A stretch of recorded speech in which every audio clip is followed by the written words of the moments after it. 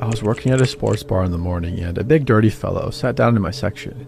He had shoulder-length wild hair and dirty torn clothing. You know, typical loony garb.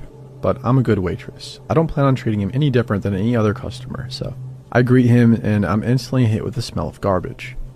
I grew up neglected and abused, which is important for a few reasons, some of which come into play later.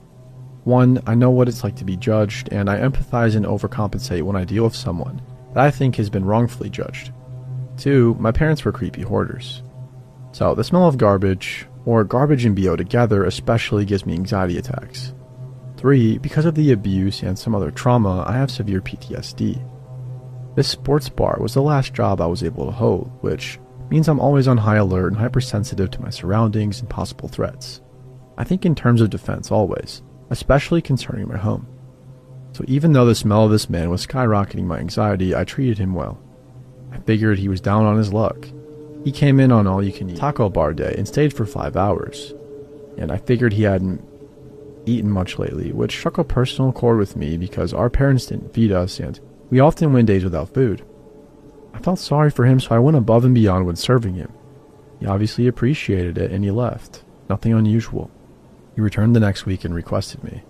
This time he brought some emails he printed out between him and his ex and asked me if I could read them and explain some of the things his ex said since I was a girl. I told him I would read it when I wasn't working, which I had no intention of doing. And I took them and shoved them in my purse. From the emails I could see his name was Steve. He later asked what days and shifts I work, and I lied through my teeth. He started asking other personal questions too. And I'm used to this. I've waited tables for 8 years at this point and dealt with a fair bit of creepers, so I have a whole fabricated life story on deck designed to deter any funny business.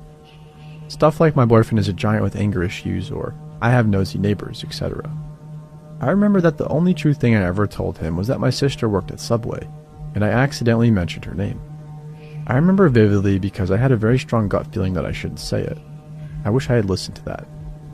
A week later, during one of my night shifts, Steve came in and he was pissed. He demanded to know why I wasn't working when I said I was.